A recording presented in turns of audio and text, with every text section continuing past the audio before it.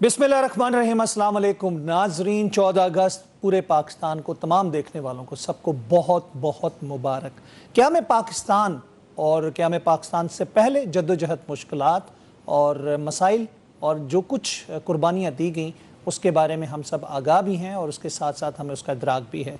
लेकिन आज तक अगर हम देखते हैं जिस मुकाम पर पाकिस्तान है, अल्हम्दुलिल्लाह, अभी हम देखते हैं कि जो मार्का हक के बाद से कामयाबियां पाकिस्तान को मिली हैं, उसके बाद हम इस्लामाबाद टॉक्स की बात करें या फिर जॉइंट डिफेंस डील की बात करें जो तुर्किया, सऊदीया और पाकिस्तान के दरमियान हुई, तो ये वो चीज़ें हैं जो कि 78 साल पाकिस्तान की जो तारीख़ है उसमें आज तक इसके बारे में तसव्वुर भी नहीं किया गया था।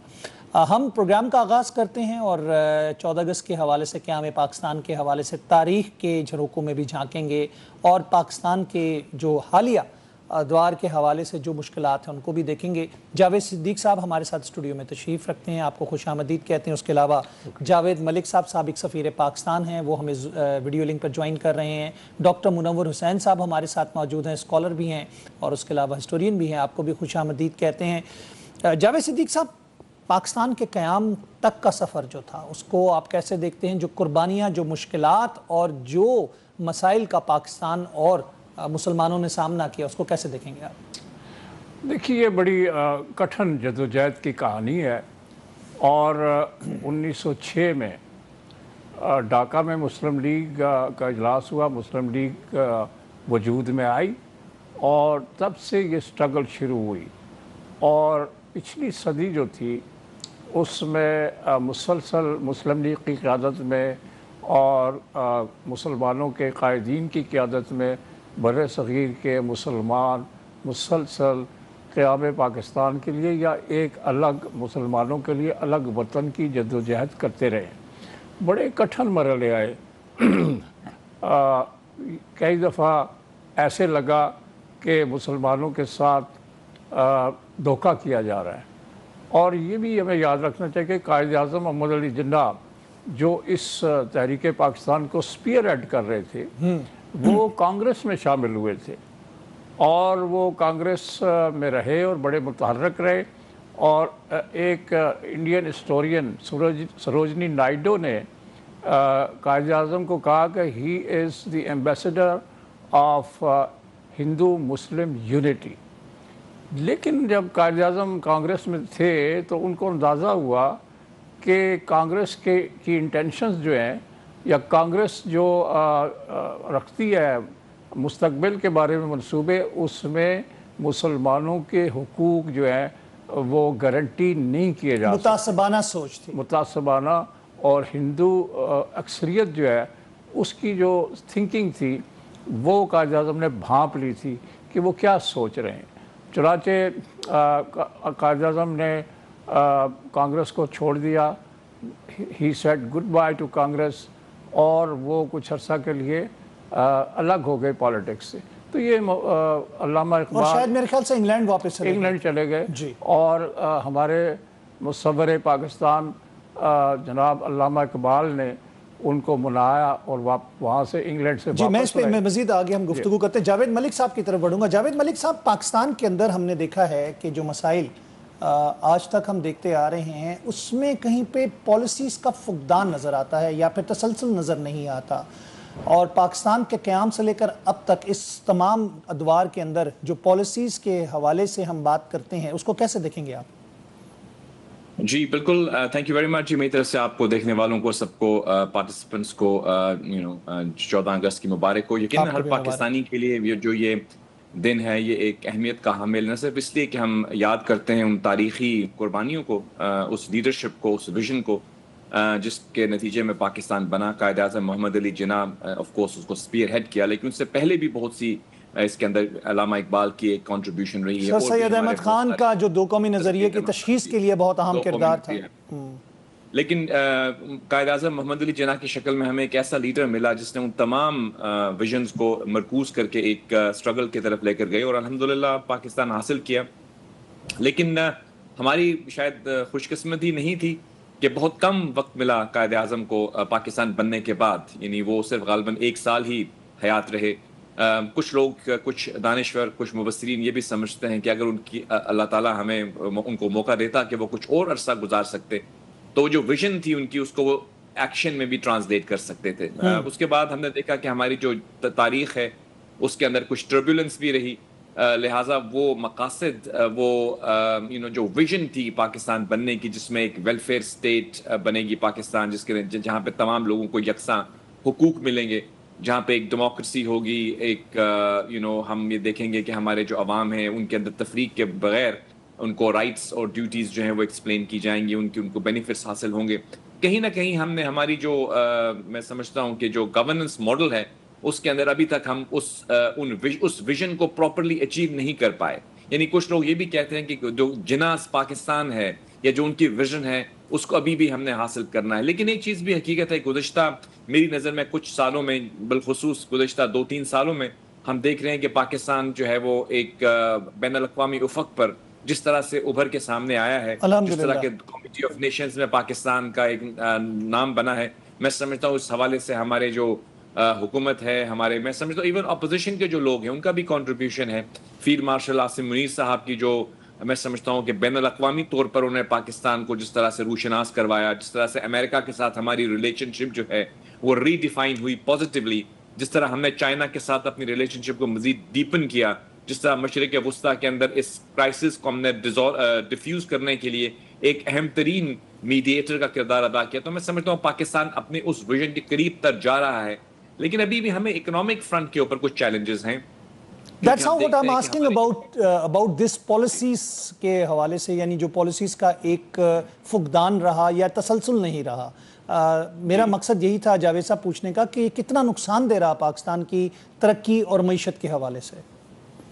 جی میں سمجھتا ہوں کہ ہماری ہاں جو ڈیموکریٹک جرنی ہے اس کے اندر آپ جانتے ہیں کچھ اتار چڑھاؤ آتے رہے ہیں, کچھ جگہوں پہ ہماری جو ہے اس طرح سے ہم اپنے جو گولز ہیں ان کو اچیو نہیں کر پائے. اگر آپ ایون چلے جائیں 10-15 سال پہلے تو کچھ مبصرین کے مطابق ہماری اکانومی بہتر کنڈیشن میں تھی. آج ہماری اکانومی کو جو چیلنجز درپیش ہیں ان کا یہ آج پیدا نہیں ہوئے, یہ ایک تسلسل ہے میں سمجھتا ہوں لیک آف پالیسی میکنگ کا, جس کا ہم بلیم گیم اگر ہم کھیلنا شروع کریں تو شاید وہ بہت لمبی چلی جائے. لیکن ہم تو اب ان پرابلمز کے سولوشن کی طرف بڑھنے کی کوشش کر رہے ہیں, اور اس کے اندر ایک جو میری نظر میں ابھی جو بات کی گئی ہے مختلف صوبوں کی, یعنی ایک ایڈمنسٹریٹو ڈی سینٹرلائزیشن کی بات کی گئی ہے جہاں پہ تاکہ لوگوں کو جو ہے ان کے حقوق مل سکیں. اس کے علاوہ ہم دیکھ رہے ہیں کہ ہماری جو سیلف ریلائنس ہے یہ ہماری بہت بڑی ایک ریکوائرمنٹ ہے. دیکھیے کسی بھی ملک کی ترقی کے لیے جب تک آپ بوروڈ منی پر یعنی لون پر اپنی اکانومی کو چلاتے رہیں گے تو میں نہیں سمجھتا کہ آپ عوام کو وہ ریلیف دے پائیں گے جس کا توقع عوام کرتی ہے. ہم دیکھتے ہیں کہ ہمارا جو ڈیٹ ہے وہ بڑھتی جا رہی ہے. ابھی ہمارے ہاں جو انویسٹمنٹ ہے اس کے حوالے سے ہمیں بہت سی کام کرنے کی ضرورت ہے. ہماری تجارت کو ہم نے ایکسپینڈ کرنا ہے. اس کے علاوہ ایک اور بہت بڑا عنصر ہماری جو اکانومی کو چلا رہا ہے وہ ہمارے فورن کرنسی ریمیٹنسز ہیں جو ہمارے بین الاقوامی ممالک میں رہنے والے اوورسیز پاکستانیز ہم کو بھیج رہے ہیں. آپ جانتے ہیں کہ اسٹیٹ بینک کے فگرز کے مطابق ہماری جو ریمیٹنسز ہیں وہ ہماری ایکسپورٹ سے زیادہ ہیں. گویا ہمارے اوورسیز پاکستانیز جو ریمیٹنسز ہمیں بھیجتے ہیں وہ ہماری اکانومی کے لیے ایک کلیدی, ایک ریڑھ کی ہڈی کی حیثیت رکھتا ہے. تو ہمیں یہ کرنا ہے کہ ہمیں اپنی ٹریڈ کو ایکسپینڈ کرنے کے لیے کوششیں کرنی ہوں گی. اس حوالے سے ہم ایک ایگریکلچرل اکانومی ہے. میں سمجھتا ہوں کہ ہمارے جو ٹریڈ کی پوٹینشیل ہے وہ تو بہت زیادہ ہے. اس کے علاوہ انویسٹمنٹ کے لیے بھی ضروری ہے کہ ہماری جو ہے پولیٹیکل سٹیبلٹی ہو ملک کے اندر. ہم نے دیکھا کچھ ماضی قریب میں پولیٹیکل جو ایک پولرائزیشن رہی, الحمدللہ ہم اس سے باہر آ رہے ہیں. ہم اپنے ملک کو اکنامکلی بہتر کرنا چاہتے ہیں تو ہمارے لیے بہت ضروری ہے کہ کچھ معاملات کے اوپر جو ہے ہم نیشنل انٹرسٹ کے پیش نظر یونٹی رکھیں, چاہے وہ کسی بھی جماعت سے آپ کا تعلق ہو. اس کی ایک ایگزامپل آپ جانتے ہیں کہ جب یہ پاکستان کے اوپر حملہ کیا گیا ہندوستان کی طرف سے تو ہماری جو ڈیلیگیشن دنیا بھر میں گئی پاکستان کا کیس پریزنٹ کرنے کے لیے, اس کو جو لیڈ کر رہے تھے وہ بلاول بھٹو زرداری صاحب نہیں ہے. جی تو تمام جماعتیں, ایم کیو ایم بھی تھی اس کے اندر, پی ایم ایل این بھی تھی, باقی جماعتیں بھی تھیں, پی پی پی. میں سمجھتا ہوں اور جماعتوں کو بھی شامل ہونا چاہیے. بیکاز دیکھیں نیشنل انٹرسٹ کے معاملات میں ہم سب کو اپنی پارٹی پالیٹکس سے ابو ہو کے سوچنا چاہیے کہ ہم اپنے نیشنل انٹرسٹ میں کسی کے ساتھ کسی طرح سے بھی ہم آپس میں دست و گریباں نہ ہوں. ٹھیک ہے ہماری نظریات کے اندر فرق ہو سکتا ہے لیکن کچھ معاملات میری نظر میں فورن پالیسی ہے اور اکانومی ہے. پھر آخری پوائنٹ آپ کے سامنے یہ ہوگا کہ دیکھیں جیسے پہلے بات کی گئی تھی چارٹر آف ڈیموکریسی, اس حوالے سے کبھی کبھی بات کی جاتی ہے چارٹر آف اکانومی کی. میری ہمبل اوپینین کے مطابق تمام سیاسی جماعتوں کو اکانومی کے حوالے سے ایک پیش پر رکھ کے ایک ایسا روڈ میپ بنانے کی ضرورت ہے جو ہمارے عوام کو اکنامک ریلیف دے سکے. بالکل ٹھیک جاوید صاحب, گاٹ یور پوائنٹ. ڈاکٹر منور صاحب, مارکہ حق سے لے کر آج تک جو مارکے پاکستان نے سر انجام دیے, پاکستان کی 78 سالہ تاریخ میں یہ موقع ہم نے نہیں دیکھا کہ پاکستان کو میسر آیا ہو. اور آج ہماری جو ڈپلومیسی پوری دنیا میں مشہور ہے, اسلام آباد ٹاکس ہوں, چاہے ایران امریکہ ثالثی کا کردار ہو, مارکہ حق ہو, اور جوائنٹ جو ڈیفنس ڈیل ہوئی ہے ترکیہ, سعودیہ اور پاکستان کی, ایک بہت امپورٹنٹ پوری دنیا کے اسٹریٹجک اس کے میپ کے اوپر اگر اس کو رکھ کے دیکھا جائے تو اس نے پوری دنیا کو ہلا بھی دیا ہے. کیسے دیکھتے ہیں پاکستان کا, قیام پاکستان سے لے کر آج تک کا سفر کو آپ؟ رضا بھائی, آپ کو, آنریبل ایمبیسڈر صاحب کو, آپ کی ٹیم کو, دیکھنے والوں کو بہت بہت سلام اور جشن آزادی مبارک بھی. آپ کو بھی بہت مبارک. انفیکٹ پاکستان کی زندگی میں بہت سے فائنسٹ آ رہا ہے, اور یہ بھی پاکستان کی لائف میں فائنسٹ آر ہے. 1965 کی وار کے اندر بھی فائنسٹ آر تھا, پھر اس کے بعد جو 2005 میں زلزلہ آیا اور جو قوم نے یونٹی دکھائی وہ بھی فائنسٹ آر تھا. لیکن مئی 2025 میں چونکہ کئی گنا زیادہ طاقتور دشمن جسے ہوا بھری گئی تھی کہ آپ ملیٹریلی بہت ہی زیادہ اسٹرانگ ہیں, اکنامکلی بہت زیادہ اسٹرانگ ہیں, آپ کے ساتھ میوچل انٹرسٹ اور میوچل ویلیوز ہم شیئر کرتے ہیں, لہٰذا آپ کا حق بنتا ہے کہ آپ پرائمیسی حاصل کریں اس خطے کے اندر. تو مئی 2025 میں وہ خواب ہم نے چکنا چور کر دیے اور ان کو اپنی اصلی حیثیت دکھائی.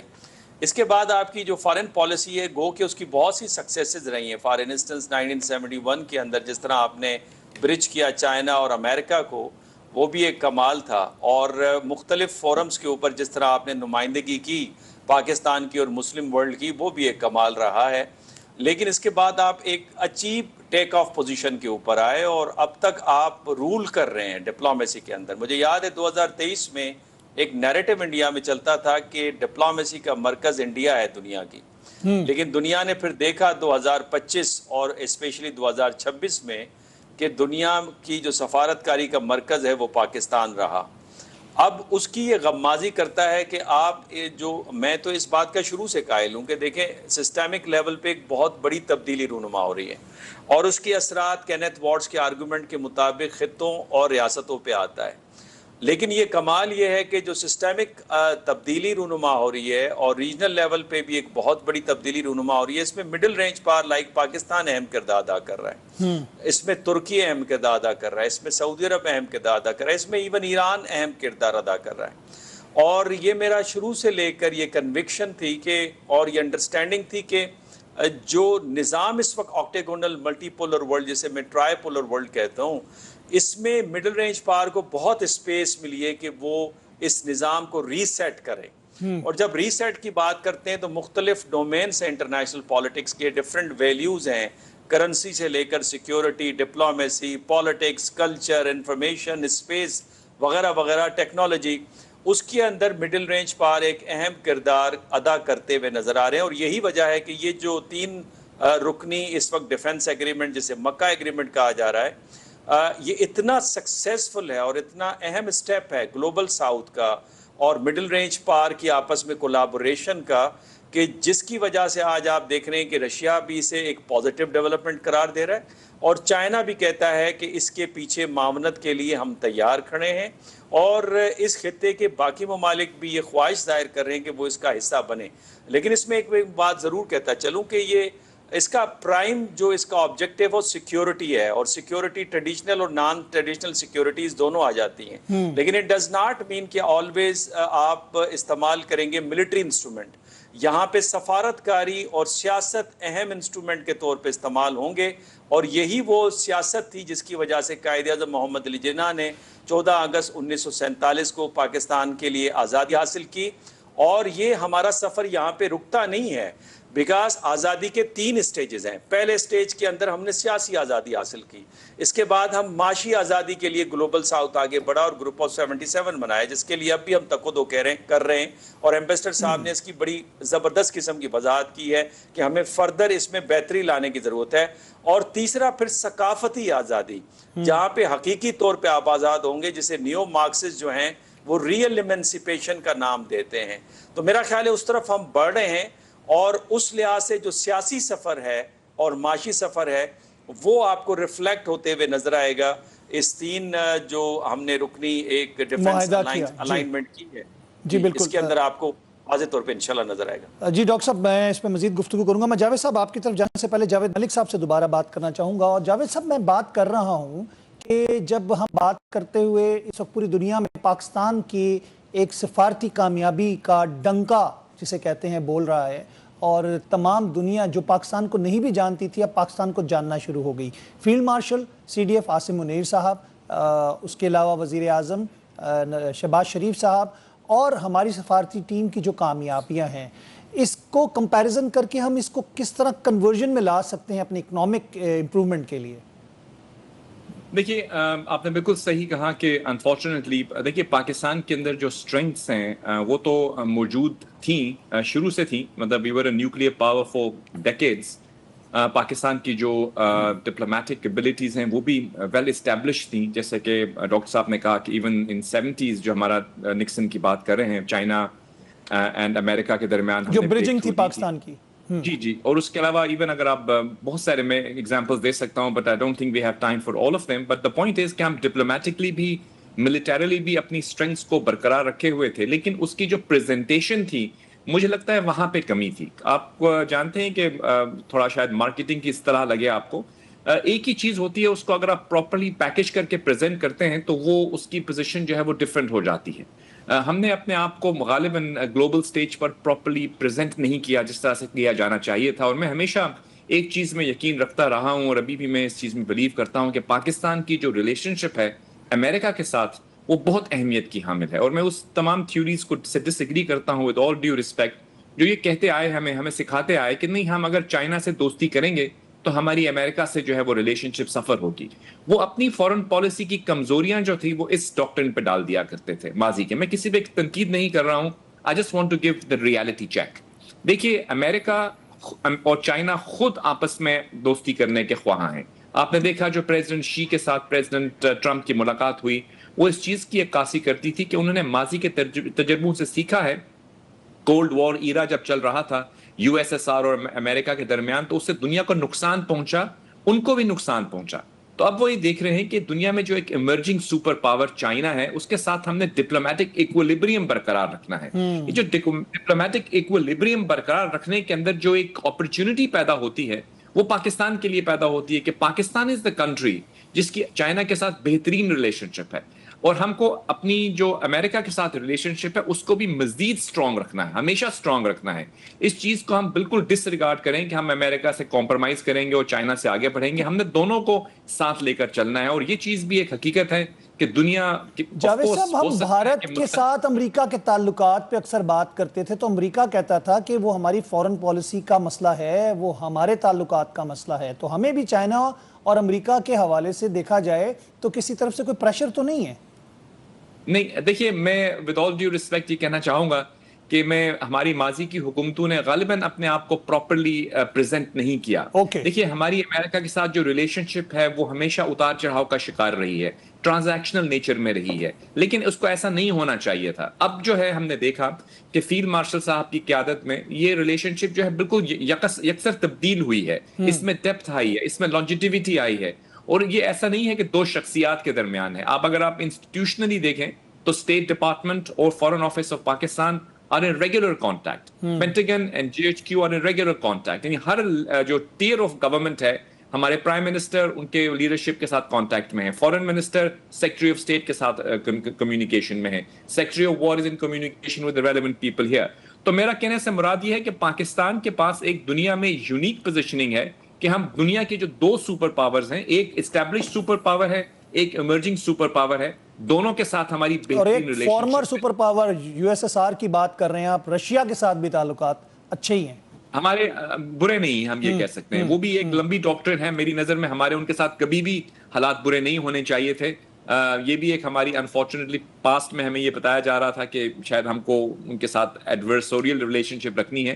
ایسا نہیں ہے, ان کے ساتھ بھی ہماری اچھی ریلیشن شپ ہے اور ہونی چاہیے. اور دیکھیے, دنیا کے اندر جو نیشن سٹیٹس ہیں وہ آپس میں اب اس چیز کو سمجھ گئی ہیں کہ آپ کے شیئرڈ انٹرسٹ جو ہوتے ہیں وہ آپ کی ریلیشن شپ کو ڈٹرمن کرتے ہیں. ضروری نہیں ہے کہ تمام ممالک ہر موقف ہر ٹاپک کے اوپر ایک طرح سوچیں. آپ آپس میں ڈس ایگری بھی کر سکتے ہیں لیکن آپ کا جو کور انٹرسٹ ہوتے ہیں وہ برقرار رہتے ہیں. اس تناظر میں اگر آپ دیکھیں تو پاکستان کی جو ڈپلومیٹک پوزیشن انہانس ہوئی ہے, میں سمجھتا ہوں یہ کوئی بائی چانس نہیں ہوئی, نہ ہی یہ کوئی کوئنسیڈنس ہے. جی بالکل بائی چانس نہیں ہے, لیکن یہ بڑی لمبی طویل جدوجہد اور محنت ہے. اللہ نے ہمیں ریزلٹس دیے ہیں جو یہ اب مزید آگے جائے گی, آپ دیکھیے گا اس کو انشاءاللہ. جی جاوید صاحب, میں یہاں پہ بریک لینا چاہوں گا. بریک کے بعد ناظرین ہم دوبارہ حاضر ہوں گے. ہماری اسپیشل ٹرانسمیشن 14 اگست کی جشن آزادی آپ سب کو بہت بہت مبارک ہو. ویلکم بیک ناظرین, ایک دفعہ پھر آپ کو خوش آمدید کہتے ہیں جشن آزادی اسپیشل ٹرانسمیشن نیوز 1 کی. اور ہمارے ساتھ جو مہمان شرکا ہیں, جاوید صدیق صاحب, ڈاکٹر منور حسین صاحب, اور اس کے علاوہ سابق سفیر پاکستان جاوید ملک صاحب ہمارے ساتھ موجود ہے ویڈیو لنک پر.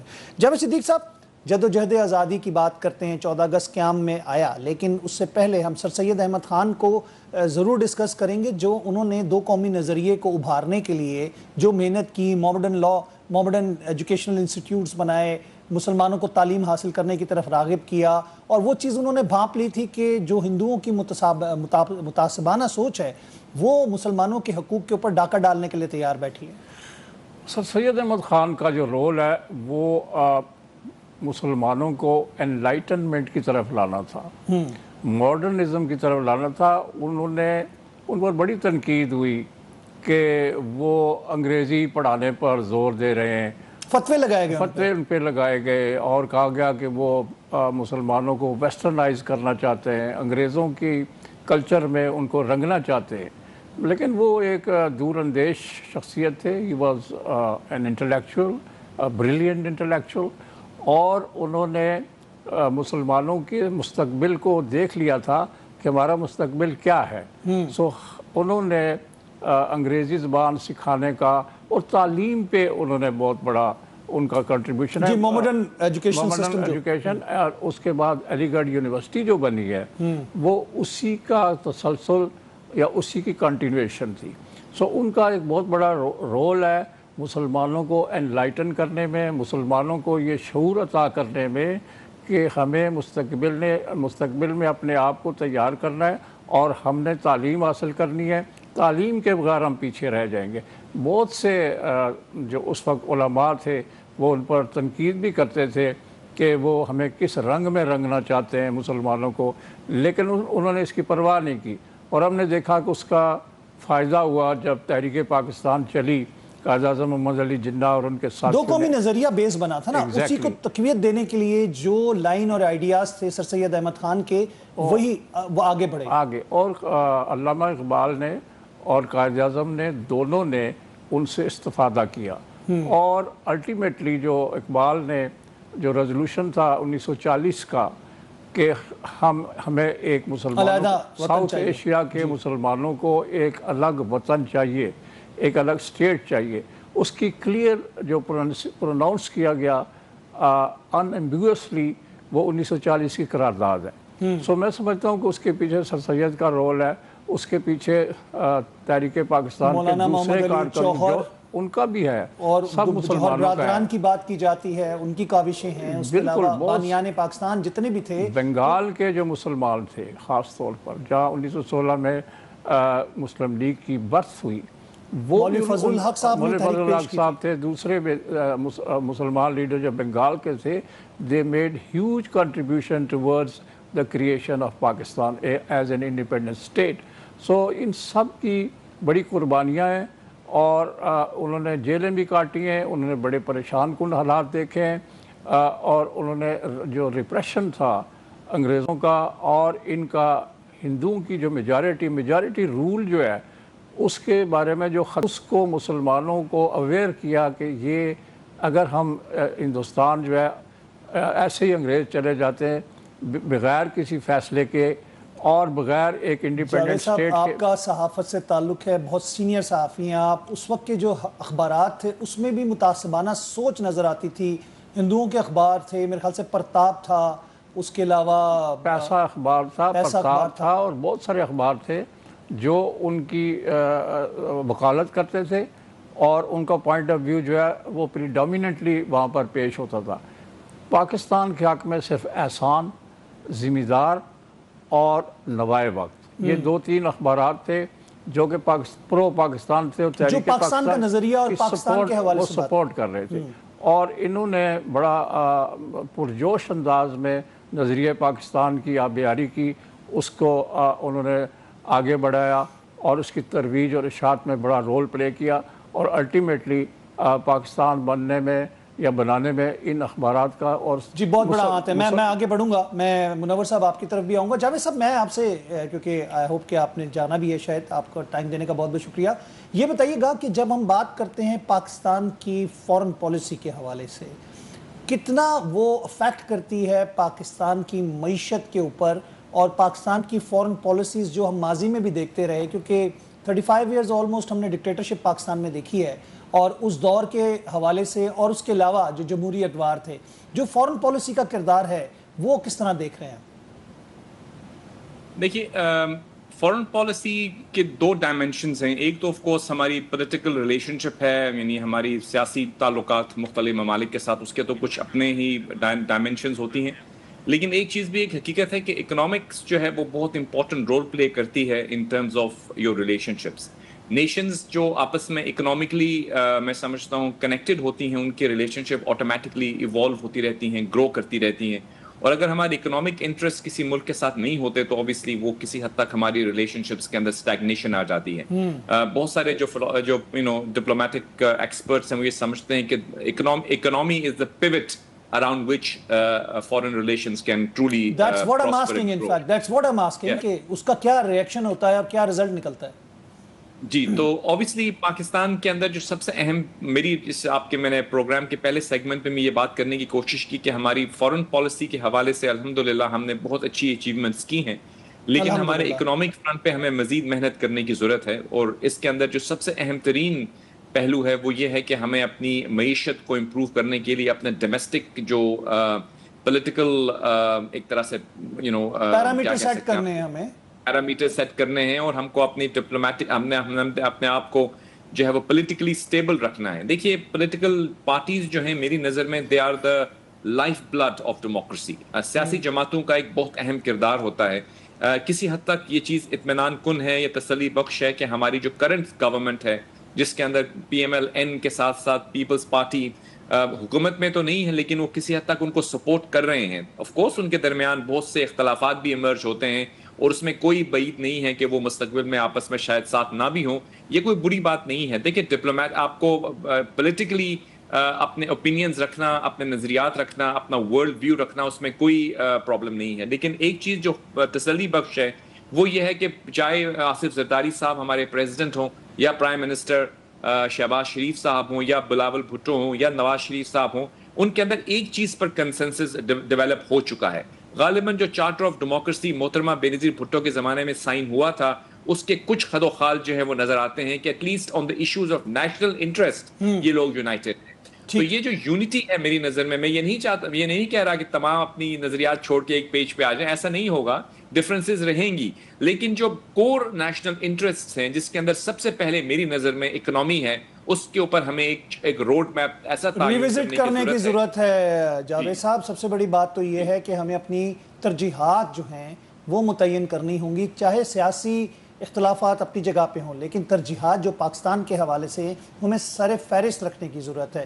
ڈاکٹر منور صاحب میں آپ کی طرف آ رہا ہوں، ہم پاکستان کو اس وقت جس مقام پر دیکھ رہے ہیں، ہم چاہے ایران کی بات کریں، ہم رشیا کی بات کریں، ہم چائنا کی بات کریں، ہم امریکہ کی بات کریں، ہم ترکیہ کی بات کریں، قطر کی بات کریں، کویت کی بات کریں، یہ سب ممالک پاکستان کے کردار کا اپنے منہ سے خود ذکر کرتے ہیں، پاکستان کو کچھ کہنے کی ضرورت نہیں ہے۔ ڈونلڈ ٹرمپ جو ہے ہر تقریر کے اندر پاکستان کی فتح کا اظہار کرتا ہے، تو یوم فتح بھی ہم منا رہے ہیں، ڈیفینیٹلی ہم نے اس کی اینیورسری بھی منائی۔ آپ کیسے دیکھتے ہیں پاکستان کا اس گلوبل ساؤتھ کا جب ذکر کرتے ہیں، کتنی بڑی پاور بن چکا ہے پاکستان؟ اب پہلے چھوٹے سے 2 کمنٹس میں دے دوں۔ ایک تو جس طرح جاوید ملک صاحب نے بہت ہی اچھے انداز سے بتایا کہ ہمارے تعلقات چائنا کے ساتھ بھی اور امریکہ کے ساتھ بھی بہتر ہونے چاہیے، اور رشیا کے ساتھ بھی برے نہیں ہیں، اور ماضی میں بھی برے نہیں رہنے چاہیے تھے۔ امریکہ کے ساتھ جو ہمارے تعلقات کا پرابلم ہے وہ یہ کہ وہ سیکیورٹی کے ارد گرد گھومتے رہے، اس کے اندر پیپل ٹو پیپل کانٹیکٹ اور جو اکنامک انٹرڈیپینڈنس ہے یا ٹریڈ ہے وہ قائم نہیں ہو پائی. اور اگر پیپل ٹو پیپل کانٹیکٹ رہا بھی ایکسچینجز پروگرام کے تحت تو وہ ون وے ٹریفک تھی, یعنی پاکستانی جاتے تھے امریکنز اور امریکنز کا پاکستان آنا بہت کم تھا. جب تک یہ تینوں شعبوں کے اندر ہم آگے نہیں بڑھیں گے یہ تعلقات فرم فاؤنڈیشن کے اوپر نہیں ہوں گے. اس کے ساتھ ساتھ جہاں امریکن جو سیکیورٹی انٹرسٹ ہے اسے ہمیں ذہن میں رکھنا چاہیے, وہاں پہ امریکنز کو Pakistani security interest especially in the case of Afghanistan ان کو وہ بھی ذہن میں رکھنا چاہیے.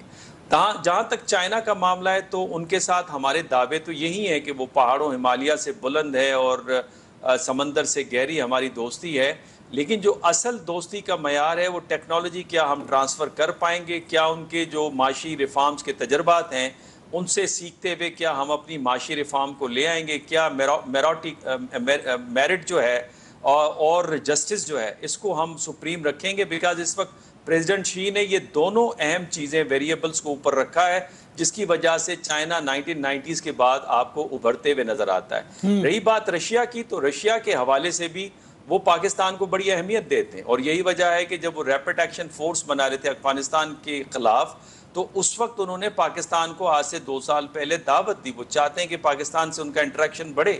ان کا جو ایک ڈیلیگیشن پاکستان آیا تھا انہوں نے پاکستان کو میسج پاس آن کیا کہ انڈیا ریلائبل پارٹنر نہیں ہے, ہم پاکستان کے ساتھ ایک انڈیپینڈنٹ ریلیشن شپ رکھنا چاہتے ہیں. سر سید کے اوپر بھی میں کمنٹ دیتا جاؤں گا کہ سر سید احمد خان کی جو ماڈرنائزیشن کی جو اپروچ تھی وہ سائنٹیفک اپروچ کے اوپر تھی, یعنی وہ آبزرویشن اور ایکسپیریمنٹیشن پہ زیادہ یقین رکھتے تھے. وہ کہتے تھے کہ خدا کی آبزرویشن کے لیے خدا کی تھیری ہے قرآن کی شکل میں اور ایک خدا کی یونیورس ہے, تھیری کو پڑھتے جائیں اور یونیورس کو دیکھ کر اس فینومینن کو انڈرسٹینڈ کرنے کی پوری کوشش کریں. ساتھ میں ان کی جو فیملی تھی وہ نقش بندی صوفی ازم سے تعلق رکھتی تھی اور گدی نشین تھے, اور شاہ ولی اللہ اور جو غلام علی شاہ غلام علی جو تھے ان سے وہ دہلوی جو تھے ان سے وہ بہت متاثر تھے, اور ان کی جو ارلی رائٹنگز ہیں ان سے متاثر بھی نظر آتی. لیکن بعد میں وہ جس طرح سے جاوید صاحب نے بالکل صحیح فرمایا, جو انلائٹنمنٹ جو ہے جس کو میں کہتا ہوں کہ اپنے مائنڈ کی ونڈو کو آپ اوپن کریں, بجائے یہ کہ کلچر کو لیں, بجائے یہ کہ ویسٹوسیفیکیشن کو لیں, آپ ماڈرنائزیشن کو لیں اور فریش ایئر کو ایکسیپٹ کریں. تو وہ اپروچ تھی سر سید احمد خان کی. انہوں نے جدید علم الکلام کی بات کی, آگے جا کے اقبال نے بھی جدید علم الکلام کی بات کی, لیکن اقبال کی اپروچ جو تھی وہ پوسٹ ماڈرنسٹ اپروچ تھی, اسی لیے انہوں نے خود ہی کا کانسیپٹ دیا. اب آخری بات پہ آ جاتے ہیں کہ دیکھیں یہ جو دنیا میں تبدیلی رونما ہو رہی ہے, جس طرح میں نے پہلے عرض کیا, اس میں اصل میں جو گلوبل ساؤتھ ہے اس کے اندر ایک ریئلائزیشن تھی کہ ہم کالونائز رہے تو لہٰذا ہمیں سیاسی آزادی ملنی چاہیے. اس کے بعد ان کا خیال تھا کہ ہمیں معاشی آزادی ملنی چاہیے, اور پھر ثقافتی آزادی کی بات کی, اور اس کا پہلا ایپیسوڈ ایرانین ریولوشن کی صورت میں ہوا. اب جب یہ معاملات ہوئے جس میں یکے بعد دیگرے 9/11 کے بعد حملے ہوئے, اس کے بعد یہاں پہ ایک آئیڈیا ڈیولپ ہوا, اور وہ آئیڈیا کوئی اینٹائی امریکن آئیڈیا نہیں تھا. میں اس کو ہمیشہ کہتا ہوں کہ امریکہ کی جو پاور بیسڈ پالیسی تھی اس کے خلاف ایک ریزنٹمنٹ آپ کو نظر آئی, اور یہ خیال آیا کہ کیوں نہ ایک مسلم ورلڈ کے اندر یا گلوبل ساؤتھ کے لیول پہ ایک آرگنائزیشن ہو, ریجنل اپروچ کے ذریعے ریجنل مسائل کا حل کیا جائے. اب اس کا انیشیٹو کون لے؟ انفیکٹ انیشیٹو وہ علی شریعتی نے ایک کتاب لکھی واٹ ٹو بی ڈن, اس کے اندر وہ یہی بات کرتے ہیں کہ سب سے بظاہر آسان سوال یہ ہے, لیکن حقیقت میں سب سے مشکل عمل یہ ہے کہ شروعات کہاں سے کی جائے. تو پاکستان نے اس کی شروعات کی جب امریکہ اور ایران کے درمیان میں برج کو جو ہے گیپ کو برج کرنے کی کوشش کی.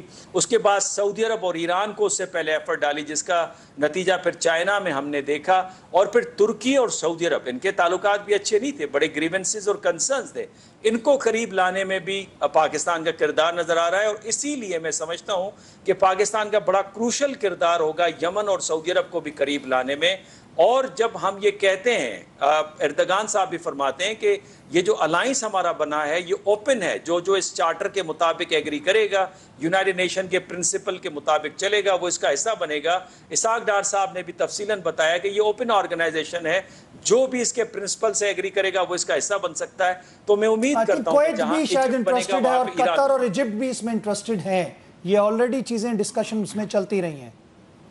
جی قطر کی آپ بات کر رہے ہیں، ایجپٹ کی بات کر رہے ہیں، بنگلہ دیش جو ہے اس کے بڑے آثار نمایاں ہیں، اور ایران بھی ملیں گے، بیکاز یہ جو آئیڈیا ہے، یہ آئیڈیا پریزیڈنٹ زی جب پاور کے اندر آئے 2012 میں، اور 2013 جنوری میں جب ان کی ملاقات پیوٹن صاحب کے ساتھ ہوئی، تو وہاں پہ انہوں نے ایک نیا ورلڈ ویو رکھا ان کے سامنے کہ جہاں پہ ون ون سچویشن ہو اور کوآپریشن ہو.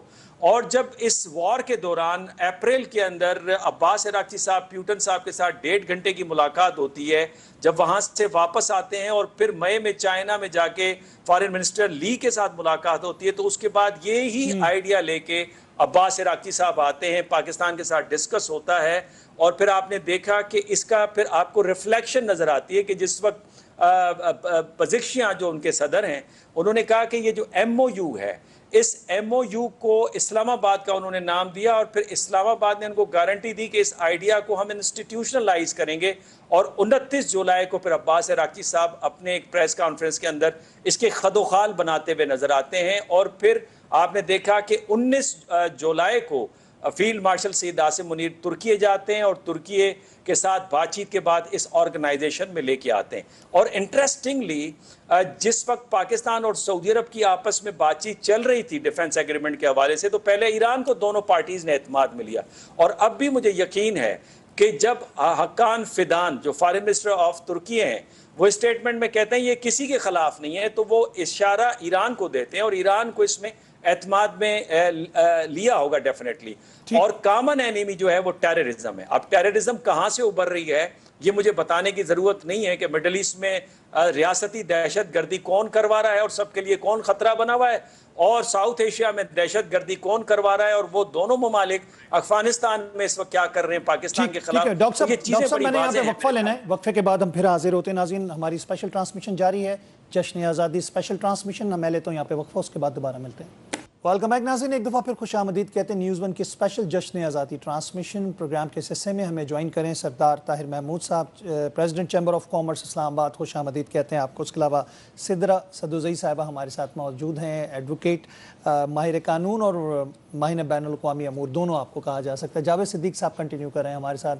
آپ سب کو ہم خوش آمدید کہتے ہیں. سب سے پہلے میں طاہر محمود صاحب آپ سے بات کروں گا. پاکستان کی معیشت اور پاکستان کی معاشی حالات کو اگر دیکھا جائے، ہم پاکستان کے حوالے سے جب بات کرتے ہیں، کیا ہمیں پاکستان سے لے کر اب تک معاشی پالیسیوں کے اوپر بڑی ہم اسٹرگلنگ سٹیج میں نظر آتے ہیں؟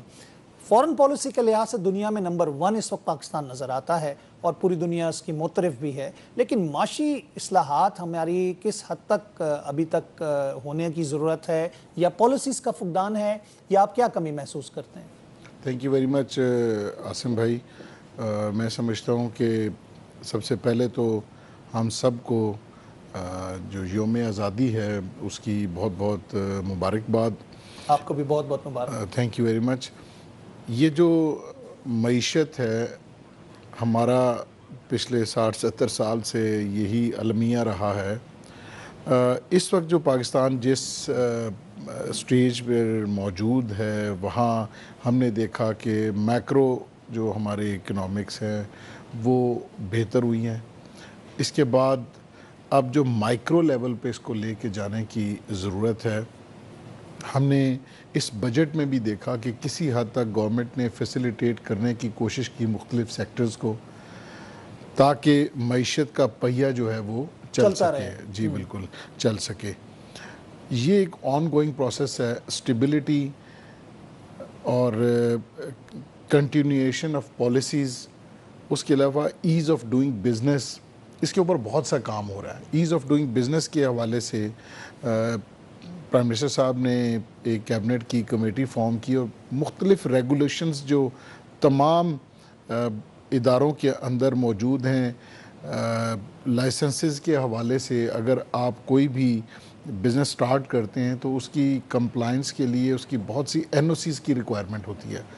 بہت سی ایسی ہیں کہ جو اتنی کمپلیکیٹڈ ہیں اور وہ اوور لیپڈ ہیں، جن کی ضرورت کی بہت ضرورت ہے. سردار صاحب سی بی ایمز ڈیولپ کریں گے تو اس کے بعد آپ کو انٹرنل انویسٹمنٹ پاکستان میں مل جائے گی. آپ کو فورن انویسٹمنٹ پہ اتنا ریلائی کرنے کی ضرورت ہی نہیں ہے. وہ کیسے آئے گی؟ وہ آئے گی جو آپ ایز آف ڈوئنگ بزنس کے ذریعے. تو ایز آف ڈوئنگ بزنس کے لیے ابھی پچھلے دنوں بھی ایک بورڈ آف انویسٹمنٹ میں میٹنگ ہوئی جس میں 3-4 منسٹر صاحبان بھی موجود تھے.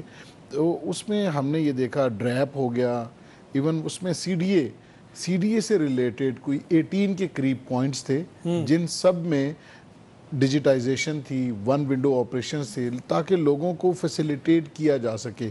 اتفاق کی بات یہ ہے کہ 2025 میں ان 18 پوائنٹس کے اوپر پروگریس ہونی تھی اور اس وقت تک وہ کمپلیٹ ہو چکے ہونے تھے، لیکن اس دن 18 کے 18 پوائنٹس کے سامنے جو ریمارکس تھے لکھا ہوا تھا کہ نو رسپانس، کہ سی ڈی اے نے رسپانس ہی نہیں دیا ان کے اوپر۔ تو اب ہائیسٹ فورم ہے پرائم منسٹر صاحب کا، وہاں سے بھی چیزیں انیشیٹ ہو رہی ہیں کہ ایز آف ڈوئنگ بزنس کے بغیر جو ملک ہے وہ ترقی کسی صورت نہیں کر سکتا۔ اس وقت ہم ڈیلیگیشن میں لے کے جا رہا ہوں کوئی تقریباً 200 سے زیادہ لوگوں کا ٹرکی میں، جو ایک $1.24 بلین کا بائیلیٹرل ٹریڈ ہے ہماری ٹرکی کے ساتھ، تو اس کا پرائم منسٹر شہباز شریف اور پریزیڈنٹ اردگان نے اس کو $5 بلین تک انکریز کرنے کا ٹارگٹ سیٹ کیا ہے۔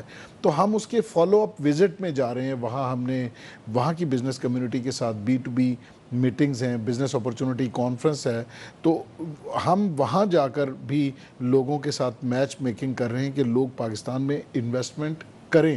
تو اس کے لیے یہ سب بڑا ضروری ہے کہ اگر ہم چاہتے ہیں کہ بڑی تبدیلی آئے تو یہ یہاں پر ہمارے ملک میں اپنا ہاؤس ان آرڈر کریں، لوگوں کو بزنس کرنے دیں، ٹیکس کے جو ریٹس ہیں ان کو ریشنلائز کریں، وہ کم کریں، جو گورنمنٹ کی انٹینٹ نظر، جی انرجی کی ریٹس ہیں، تو یہ ساری چیزیں جب بہتر ہوتی ہیں تو پھر لوکل انویسٹر کا جب کانفیڈنس بحال ہوتا ہے تو پھر اس کو دیکھ کے باہر سے لوگ بھی آ کے آپ کے ملک میں انویسٹمنٹ، بزنس مین اٹریکٹ ہوتا ہے۔ یہ تو ایک پرندے کی مانند ہے، آپ کے ملک کے حالات خراب ہوئے نہیں، یہ پھر کر کے اڑ جاتے ہیں اور آپ کے پاس پھر وہی مسئلہ ہے کہ گیپ آ جاتا ہے۔ اور آتے کیسے ہیں؟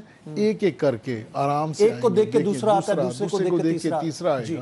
تو ہمیں نرچر کرنے کی ضرورت ہے، اس ملک کو آگے لے کے جانا ہے تو وہ بزنس کمیونٹی لے کے جا سکتی ہے، اور بزنس کمیونٹی کے ساتھ بیٹھ کے سٹیک ہولڈرز کی مشاورت کے ساتھ جو پالیسی بنائیں گے وہ لانگ ٹرم بھی ہوگی، اس کی ایکسیپٹنس بھی ہوگی اور اس کی وجہ سے ملک بھی انشاءاللہ آگے جائے گا۔ جی بالکل۔ سدرا میں آپ کی طرف آؤں گا، ہم بات کرتے ہیں بین الاقوامی قوانین کے حوالے سے، اس کے علاوہ قوانین کے امپلیمنٹ ہونے کے حوالے سے۔ ڈی جی آئی SPR صاحب کی بھی حالیہ پریس کانفرنس تھی، ہم لوگ وہاں پہ موجود تھے، آپ بھی شاید وہاں پہ تھیں۔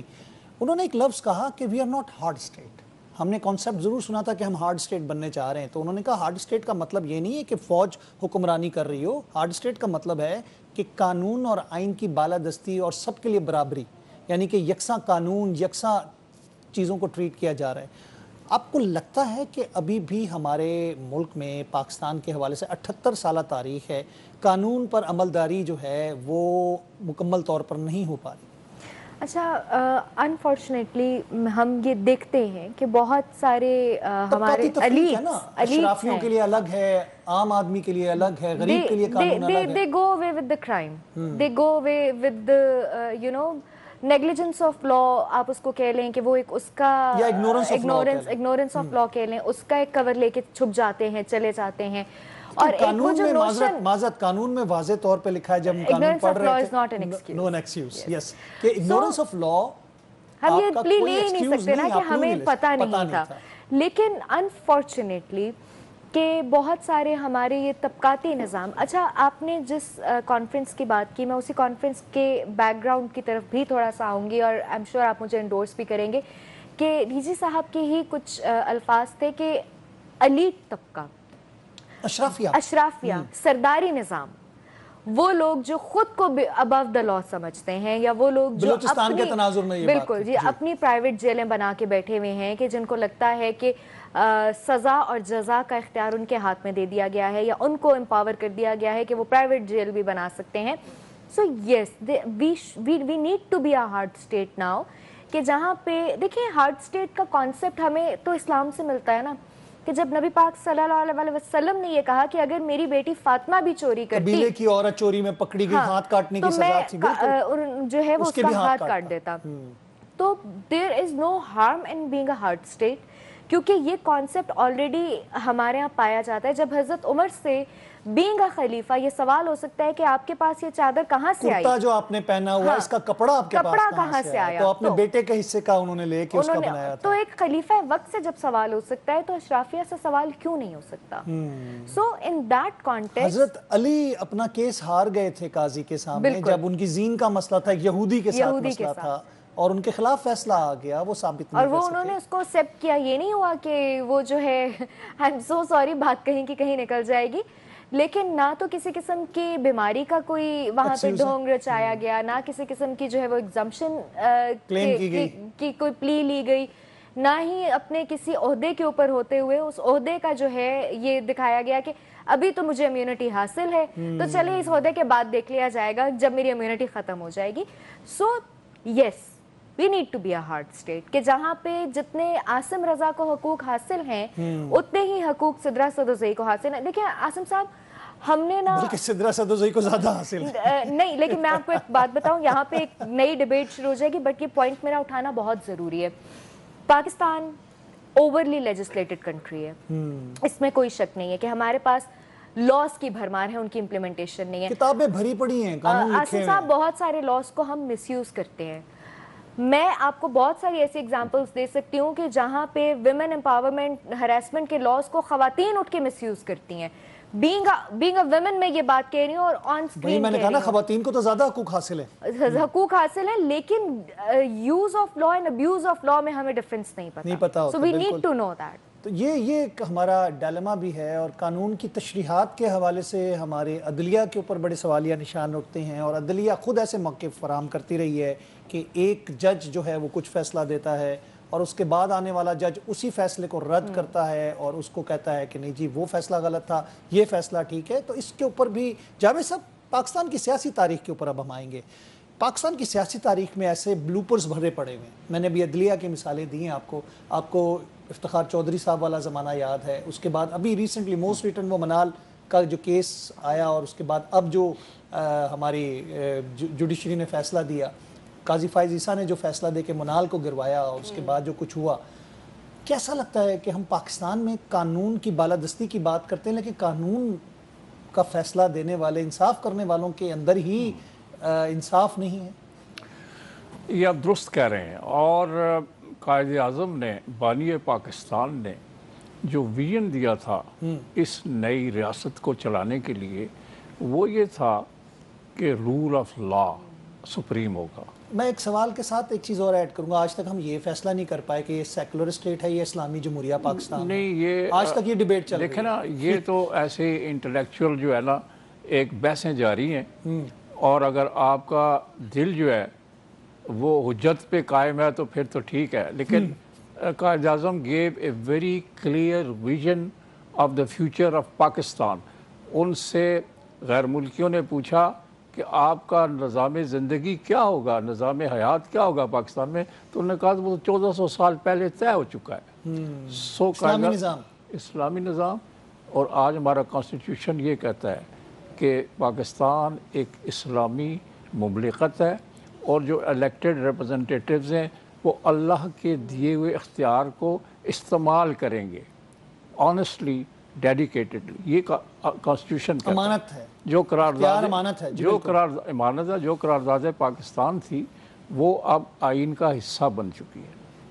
सो मैं ये समझता हूँ कि हमने गलतियाँ की हैं इम्प्लीमेंटेशन में।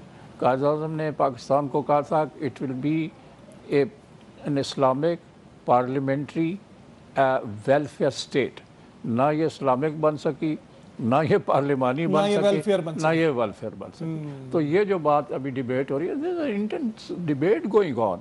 ये जो इकॉनमी की आप बात कर रहे हैं, इस वक्त सबसे बड़ी डिबेट ये हो रही है कि जो कोर रिफॉर्म्स हमें चाहिए, जो इस्लाहात चाहिए इकॉनमी के अंदर, वो हम कर ही नहीं रहे और हम ऊपर से लिपा पोती कर रहे हैं। अभी इन्होंने कहा कि एक 1.24 बिलियन डॉलर की उस पर बात हो रही है, तुर्की वाली। एक स्टेटमेंट मैंने ये भी देखी है कि पाकिस्तान और ईरान के दरमियान तजारत का जो वॉल्यूम है उसको 5 बिलियन डॉलर 5 अरब तक। जी बिल्कुल, ये बातें हैं। अच्छा, इससे पहले एक जो एम्बेसडर थे जावेद मलिक साहब, ایران کے اچھا تو آپ اس چینل میں وقت چینل میں ہم آپ اکٹھے تھے جی جی بالکل. تو انہوں نے مجھے انٹرویو دیا, انہوں نے کہا کہ we want the volume of trade between the two countries go to $10 billion. Statement تو ٹھیک ہے, لیکن جو پریکٹیکل کام کرنے ہوتے ہیں, جو عملاً کام کرنے ہوتے ہیں, چاہے اس میں بیوروکریسی ہو, چاہے اس میں منسٹری آف کامرس ہو, چاہے اس میں ٹریڈرز ہوں, سب کو مل کر ایک یونٹی کے ساتھ اور ایک پرپز کے ساتھ یونیفارمٹی کے ساتھ مل کے آگے چلنا ہوتا ہے. We are not doing it. اچھا, اب یہ آج بھی بہت بڑے آرٹیکل چھپے ہوئے ہیں اخباروں میں کہ جو آپ کہتے ہیں کہ صوبے بنا دیں اور صوبوں کو 15 20 25 کیا ہے اس میں؟ نہیں میں اور بات, لوگ کہتے ہیں کہ اس سے اس لیے فرق نہیں پڑے گا کہ جب تک آپ وہ بنیادی اصلاحات نہیں لاتے جو آپ رول آف لا کی کہتے ہیں, جو آپ یہ کہتے ہیں کہ انصاف سب کے لیے ہونا چاہیے. لیکن جب سے وہ فلٹر تو ہو سکے گا نا نظام, کیونکہ جب آپ چھوٹے پیمانے پر ایک بڑے صوبے میں ایک صادقہ بات سے بندہ لاہور جاتے اس کو جتنا ٹائم لگتا ہے اور اس کی وہاں پہ کوئی دادرسی نہیں ہوتی, اس بحث کو بلدیاتی نظام ہوگا نیچے, بلدیاتی نظام کو اگر آپ اگر امپاور کریں, آرٹیکل 140 ہے, یس بٹ امپاور کریں گے تو تب ہوگا نا. کون کرے گا؟ نہیں, the leaders, those who are in power, وہ اگر یہ کام کریں گے کہ اگر لوکل باڈیز کا جو سسٹم ہے, لیکن جاوید صاحب سب کے اپنے مفادات ہیں, کون اپنی طاقت کو تقسیم ہوتے دیکھے گا, کون پیسے کو تقسیم ہوتے دیکھے گا, یہ ڈیبیٹ تو بہت عرصے سے چل رہی ہے. سندھ والا کہتا ہے کہ جی مرسوں سندھ نہ ڈیسوں, ٹھیک ہے, پنجاب کی آواز سنیں تو وہ کہتے ہیں دوسرے صوبے سے شروع کرو, اپنا نہیں کرنا, تو کون کرے گا؟ یہ اگر آپ کا سیلف انٹرسٹ جو ہے, ذاتی گروہی سیاسی انٹرسٹ کو اگر آپ پاکستان کے قومی مفاد کے اوپر رکھیں گے, سر آج کی سب سے بڑی ضرورت ہے ملک کے مفاد کی بات, تو اسی کے میں کہہ رہا ہوں نا, اگر آپ ذاتی گروہی اور سیاسی مفاد کو اوپر رکھیں گے, if you will give preference to your self interest اور گروپ انٹرسٹ اور پولیٹیکل انٹرسٹ, تو پاکستان آگے نہیں بڑھ سکتا. بالکل ٹھیک ہے جاوید صاحب, میں یہاں پہ وقفہ لوں گا. آپ کا بہت بہت شکریہ, آپ نے اپنا قیمتی وقت ہمیں دیا. ناظرین, ٹرانسمیشن ہماری جاری ہے, ٹرانسمیشن کے بعد ہمارے نئے گیسٹ بھی ہمیں جوائن کریں گے. میں چاہوں گا وقفہ, اس کے بعد دوبارہ ملتے ہیں. ویلکم بیک ناظرین, اسپیشل نیوز ون ہماری ٹرانسمیشن ہے جشن آزادی کے حوالے سے, اور ہمیں جوائن کیا ہے اسٹوڈیوز میں حافظ احسان کھوکھر صاحب, قانون دان ہیں, سینئر سپریم کورٹ کے لائر بھی ہیں, آپ کو خوش آمدید کہتے ہیں. سردار طاہر محمود صاحب ہمارے ساتھ آلریڈی موجود ہیں, سدرا سعد السعید صاحبہ ہمارے ساتھ پینل میں موجود ہیں. حافظ صاحب, میں سوال کروں گا, پاکستان کے قیام سے لے کر اب تک پاکستان میں قانون کی عملداری کے اوپر ہماری سدرا سے بھی بات ہو رہی تھی, ہمیں کتنا ڈیمیج کیا ہے قانون کا؟ جس طرح ہم دیکھتے ہیں کہ سب کے لیے قانون برابر نہیں ہے, قانون میں کتابوں میں سب کچھ لکھا ہوا ہے, لیکن یہاں پہ طبقاتی تفریق نظر آتی ہے, قانون کا امپلیمنٹ ہوتا ہوا اشرافیہ کے لیے کچھ اور نظر آتا ہے, عوام کے لیے کچھ اور نظر آتا ہے. بسم اللہ الرحمن الرحیم. عاصم, ایک تو آپ کو بہت بہت جشن آزادی مبارک ہو, اور بڑا یہ پاکستان کے لیے بابرکت دن ہے کہ پاکستان کے جو اس وقت کے ہمارے لیڈرز تھے, انہوں نے ایک آزادی کی تحریک چلائی اور بڑی سکسیسفل چلائی, اور اس کے اندر 2 آبجیکٹیو سے بنیادی طور پہ, ایک تو انگریزوں سے آزادی تھی, اور دوسرا یہ تھا کہ اس نئے آزاد ملک کے اندر ایک نیا آزاد نظام جو ہے ہم اسے لے کے آئیں, اور اسی کے لیے وہ ساری سٹرگل سی. 1940 کی اگر آپ قرارداد پاکستان دیکھیں, اور اس کے بعد 1947 تک جو ساری سٹرگل تھی اسی بنیاد پہ تھی. لیکن اس کے بعد یہ ہے کہ جو چیزیں پاکستان بننے کے بعد اس نظام انصاف کے لیے یا رول آف لا کے لیے نہیں کی جانی چاہیے تھی, وہ ہم نے نہیں کی, اور اسی کا نتیجہ یہ ہے کہ جو ایک کلونیل آپ کا نظام حکومت تھا یا نظام انصاف تھا, اس کو آج بھی ہم کیری کر رہے ہیں. اور وہ سارا نظام تھا ایک, جس طرح آپ یہ کہیں کہ ایک جو کانکرز تھے یا جنہوں نے سب کانٹیننٹ کے اوپر آ کے قبضہ کیا ہوا تھا, انہوں نے یہاں کے لوگوں کو غلام بنانا تھا, اور اس غلام بنانے کا جو قانون تھا وہ انفارچونیٹلی آج ہمارے ملک کے اندر ہے. پھر اس کے بعد یہ ہے کہ ہماری جو اسی کا تسلسل ہے, بلکہ اسی کی کنٹینیوٹی ہے. اس کا آپ یہ سمجھیں کہ پہلے 1947 سے پہلے انگریز ایک وائٹ سکن کے اندر تھا, اور اس کے بعد ایسٹ انڈیا کمپنی تھی, یا جو بھی سسٹم ایک وائس رائے کے نیچے چلتا تھا, اور اس کے بعد جو ہے یہ ہمارا ایک نیا سسٹم جو آنا چاہیے تھا, جو نہیں آیا, 78 سال کے بعد بھی اس ملک کے اندر نہیں آیا. اسی کی ایک وجہ یہ ہے کہ آپ کا بیوروکریٹک سٹرکچر, آپ کا جسٹس سسٹم، آپ کا گورننس سسٹم، اور اسی کے اندر پھر لوگوں کے ویسٹڈ انٹرسٹ یا پولیٹیکل انٹرسٹ اس میں، جس کا نتیجہ یہ نکلا یہ ہے کہ غریب کے لیے ایک اور قانون ہے، امیر کے لیے ایک اور قانون ہے. آپ کا جسٹس انڈیکس جو ہے وہ دنیا میں لوسٹ ہے، گورننس آپ کی لوسٹ انڈیکس کے اندر ہے. اس کے بعد آپ کا جو ہیومن کیپٹل انڈیکس ہے وہ آپ کا دنیا میں 163 نمبر پہ ہے. تو یہ وہ ساری چیزیں ایسی ہیں جو اس ملک کے اندر ایک نئے نظام جو آنا چاہیے تھا جو نہیں آیا، اور اس کا ریزلٹس یہ نکلا یہ ہے کہ اس ملک کے اندر رول آف لا نہیں ہے اور آپ کی ایکویلٹی نہیں ہے. منسٹر اس بات کے اوپر کہتے ہیں کہ نظام کلیپس ہو گیا. نہیں، وہ 80 سالہ تاریخ کی انہوں نے حالانکہ بات کی. دیکھیں عاصم، جو انہوں نے بات کی ہے وہ یہ ہے کہ آپ میڈیا میں بیٹھ کے بات نہیں کرتے کہ نظام فیل ہو چکا ہے. کیا ججز جو ہیں اپنی آبزرویشنز نہیں دیتے؟ کیوں پہ لوگ بیٹھے ہیں وہ نہیں کہتے؟ ان کا صرف اس وجہ سے آیا ہے چونکہ وہ ایک انٹیریئر منسٹر ہیں، ایک بڑا کلوز سمجھے جاتے ہیں اسٹیبلشمنٹ کے. انہوں نے ایک سٹیٹمنٹ دی جس کو ہم نے کیری کیا، اور دوسرا ہم کچھ ہیپوکریٹس بھی ہیں کہ ہم یہ سمجھتے ہیں کہ اگر گورنمنٹ کے اندر ہے تو ہم کہیں گے ہر چیز اچھی جا رہی ہے، اور اگر گورنمنٹ میں نہیں ہے تو ہم کرٹیسائز کریں گے. یہ ساری پولیٹیکل پارٹیز کا ایک مسئلہ ہے. تو انہوں نے جس چیز کی طرف ریئلائز کیا وہ ریئلائز پاکستان کا عام آدمی بھی یہی کرتا ہے. جہاں پہ ہم بات کرتے ہیں سسٹم کی، نظام کی، اس میں انہوں نے بلدیاتی اور صوبوں کے حوالے سے بننے کی بات بھی کی، اس سے بھی مشروط کیا چیزوں کو. یہ ایک اہم ڈبیٹ ہے، اور خاص طور پر اگر ہم پرفارمنس اور ڈیلیوری کے حوالے سے بات کرتے ہیں.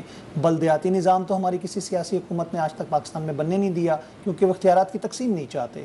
صوبوں کے حوالے سے بھی بات اسی لیے آتی ہے کہ اختیارات کی تقسیم ہو جائے گی. یہ لوگوں کے سیاسی اشتہار بازی میں تو چیزیں نظر آئیں ہمیں، یعنی کہ جب مینیفیسٹو بناتے ہیں الیکشن لڑنے کے لیے، لیکن جب ایکچول حکومت میں آتے ہیں تو وہی جو اس کے حق میں بات کر رہا ہوتا ہے اور اپوزیشن میں بیٹھ کے نعرے مار رہا ہوتا ہے، جب حکومت میں آتا ہے وہی سے رائے فرار اختیار کرتا ہے. آج تک ہمارے ملک میں بلدیاتی انتخابات سپریم کورٹ کے حکم کے بعد ہی ہوئے، یا ان کی طرف سے ڈنڈا آیا تو ہوئے، اس سے کسی حکومت نے اپنے انٹرسٹ میں یا اپنی فری ول سے کبھی نہیں کروائے. دیکھیں عاصم، اس کے دو حصے ہیں. ایک حصہ یہ ہے کہ دنیا کے جتنے بھی نظام حکومت ہے وہاں پہ 3 ٹیئرز کام کرتے ہیں. ایک آپ کی سینٹرل گورنمنٹ کام کرتی ہے، ایک پروونس کرتا ہے، اور ایک لوکل گورنمنٹ کرتی ہے، اور تینوں سائملٹینیسلی چلتے ہیں اور آپ چیزوں کو ڈی سینٹرلائز کرتے ہیں. انفارچونیٹلی ہمارے ملک میں نہیں. اب آپ دیکھیں کہ پہلی دفعہ ہمارے ملک کے اندر لوکل گورنمنٹ سسٹم جو ہے وہ جنرل ضیاء الحق لے کے آئے 1979 کے اندر، اور اس کے بعد یہ ہے آف اینڈ آن، کبھی رہا ہے کبھی نہیں رہا. اور پھر جنرل مشرف جو ہے 2001 کے اندر لے کے آئے، جسے آج بھی کنسیڈر کیا جاتا ہے کہ one of the best devolution system, لیکن اس کو ہم نے چلایا نہیں. اس کی بنیادی وجہ یہ ہے کہ آپ کی جو 1985 کی اسمبلی تھی اس کا آپ نے مائنڈ سیٹ یا اس کا آپ نے روڈ میپ چینج کر دیا. اس کا روڈ میپ یہ تھا کہ ملک میں لیجسلیشن کرتے، آپ نے انہیں ڈیولپمنٹ میں ڈال دیا، آپ نے انہیں سولنگ، سڑک، نالی ڈیولپمنٹ کے اندر، اور آپ کی اس طرح کی جو ساری نوکریاں ان میں ڈال دیا. اب وہ جو رول آپ کا لوکل گورنمنٹ کا تھا وہ ایزیوم کر لیا آپ کے ایم این ایز نے، ایم پی ایز نے، اور وہ ہر جگہ اپنی تختی لگانا چاہتے ہیں. تو طاقت ہے، اسی میں تو پیسہ ہے. یہی تو آصف وجہ یہ ہے کہ وہ جو ایڈمنسٹریٹو اتھارٹی جو تھی، باوجود 18th امینڈمنٹ کے کہ آرٹیکل 140A آیا اور اس نے ڈیوالو ہونا تھا ایڈمنسٹریٹیولی، پولیٹیکلی اور فائنینشلی، اس کو جب ہم نے ڈیوالو نہیں کیا، اسے کیوں نہیں ہو سکا؟ چونکہ اس کی بنیادی وجہ ہے کہ وہی ایم این اے، ایم پی ایس جو ہے وہ یہ سمجھتے ہیں کہ ہمارے سے طاقت نکل جائے گی، ہمارے سے فائنینس نکل جائے گا. تو یہ سائملٹینیسلی سیاست کرتے ہیں. نہیں، تو بنیادی وجہ بھی یہی نا. اور اس کی ایک وجہ آپ کے سامنے یہ آئی ہے کہ لوکل گورنمنٹ کے کبھی الیکشن ہوتے ہیں، کبھی اب آپ دیکھیں کہ 2024 سے بعد کب نئے الیکشنز ہوئے ہیں جی، وہ نہیں کرنے دیتے، کبھی وہ رولز کے نام پہ، کبھی امینڈمنٹس کے نام پہ. تو میں یہ سمجھتا ہوں کہ اگر اس ملک کے اندر ایک ڈیبیٹ چل گئی ہے گورننس کے اندر، تو بنیادی طور پہ 30 ایسے ایریاز ہیں کہ جن کو آپ سائملٹینیسلی لے کے چلیں گے تو تب آپ کو ایک اچھی شکل نظر آئے گی. اس کے اندر آپ کا لوکل گورنمنٹ، نئے صوبے بنانا، گورننس، بیوروکریسی، جسٹس سسٹم، اس کے بعد آپ کا سول سروسز ریفارم ہے، سوشل جسٹس کی آؤٹ ریچ ہے، پھر اس کے بعد آپ کی ایکول ڈیولپمنٹ کے اپرچونٹیز ہیں، پھر اکاؤنٹیبلٹی، ٹرانسپیرنسی. یہ وہ سارے ایسے ایریاز ہیں کہ دنیا کے اندر جن کو انڈیکیٹرز کو ملا کے جو ہے وہ تبھی کسی ملک کی گاڑی آگے چلتی ہے.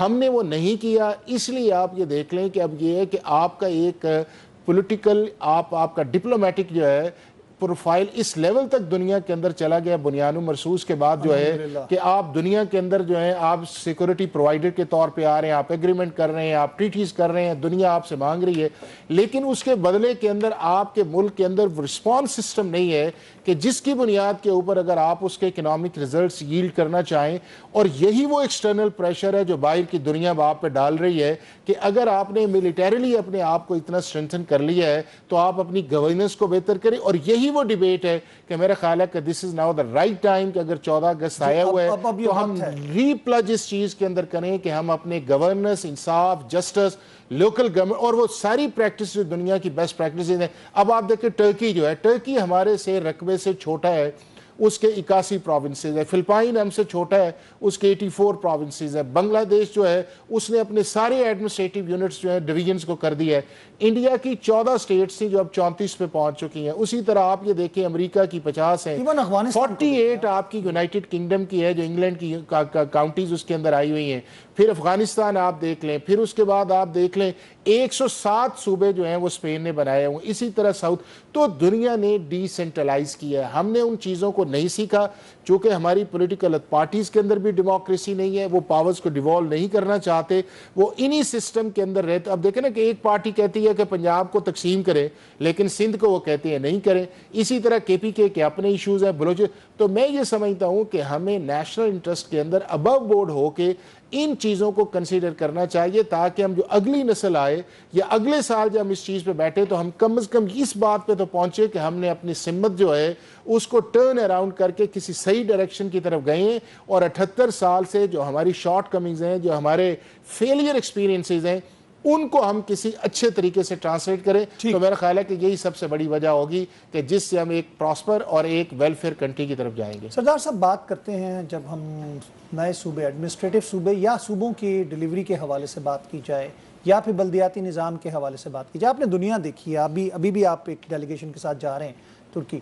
آپ بتائیں کہ کیا وہاں پر لوکل گورنمنٹس اتنی اسٹرانگ نہیں ہیں؟ کیا وہاں پر جو ایز آف ڈوئنگ بزنس کی بات کرتے ہیں وہاں پر ان کے سسٹمز اپنے یونٹس کے حساب سے اتنے اسٹرانگ ہیں کہ ہمیں جگہ جگہ بھاگنا نہیں پڑتا اپنی رجسٹریشن کرانے کے لیے اور این او سیز لینے کے لیے اور اس طرح کے معاملات کو طے کرنے کے لیے؟ کیا ہمارے پاس اب بہترین وقت نہیں ہے کہ ہم طے کر لیں کہ ہمیں کتنے صوبے اور کتنی بلدیاتی نظام کے طریقے بنانے چاہیے؟ دیکھیں جی، میں تو سمجھتا ہوں کہ میرا ایک اس کی کاؤنٹر آرگومنٹ بھی ہے. بالکل یہ ایڈمنسٹریٹو یونٹس جو ہیں وہ بننے چاہیے، ڈیولیوشن آف پاور ہونی چاہیے. لیکن کیا کوئی ایسا پروونس ہوگا جو اسلام آباد کیپٹل 27 کلومیٹر ہے، اس سے بھی کوئی چھوٹا ہوگا؟ اس سے چھوٹا تو نہیں ہو سکتا. تو کیا یہ والا سیمپل ہمارے پاس ایسا موجود ہے کہ جہاں بہت اعلیٰ پائے کی گورننس موجود ہے؟ سننا ہے کہ بننے جا رہا ہے. سر سنیں تو صحیح، کیا ڈیولیوشن آف پاور یہاں پہ ہے؟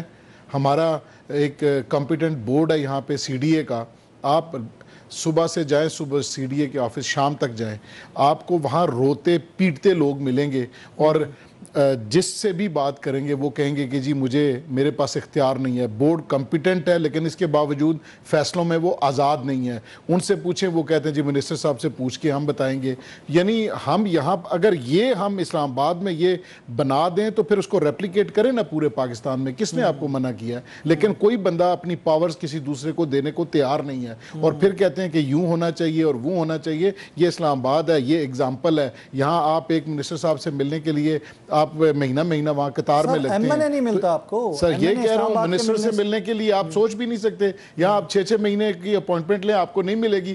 اچھا، جو سرکاری افسر ہے وہ بیزی ہے، پولیٹیشین ہے وہ بیزی ہے، جس کے پاس ہیں، لیکن ملک ہمارا 148ویں نمبر پہ ہے. تو یہ بیزی کس کام میں؟ یہ اگر اپنی تھوڑی سپیڈ آہستہ کر دیں تو شاید ہم ترقی کر لیں. کیونکہ ہمیں تو اس سے کوئی نظر نہیں آتا کہ ضرور ایڈمنسٹریٹو بلدیاتی بھی ہونے چاہیے، سب کچھ ہونا چاہیے. جس کے پاس پاورز موجود ہیں اس کو چاہیے کہ وہ نچلی سطح تک ان پاورز کو جانے دے جن تک لوگوں کی ایکسیس ہو.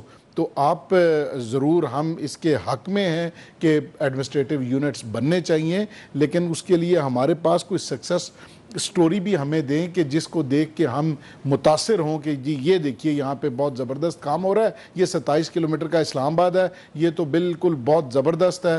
تو اسی طرح کا باقی سارے بھی چھوٹے چھوٹے یونٹس آپ بنا. سدرا، یہ بڑی خوبصورت بات کی ہے کہ کوئی اگزامپل تو سیٹ کریں نا. اسلام آباد کے حوالے سے سنا ہے کہ پلان تھا اور پلان ہے کہ اس کو ایک ایڈمنسٹریٹو صوبہ بنایا جائے گا پہلے، اور اس کی میرے خیال سے 12 کانسٹیچوئنسیز بنیں گی. اس کے بعد ایک وزیر اعلیٰ ہوگا، اس کے بعد یہ تمام چیزیں ڈیوالو کریں گی تمام جگہوں پہ صوبوں کے حوالے سے.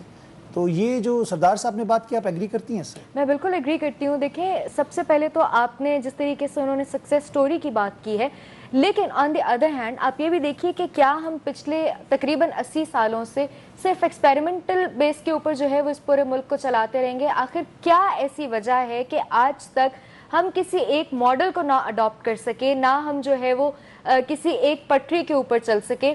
یہ جس طریقے سے انہوں نے کہا کہ کوئی بھی بندہ اپنی پاور دینے کے لیے تیار نہیں ہے، لیکن ابیوز آف پاور کے لیے یہاں پہ سب ایک اور ایشو ہے. دونوں کے علیحدہ ڈائنامکس ہیں.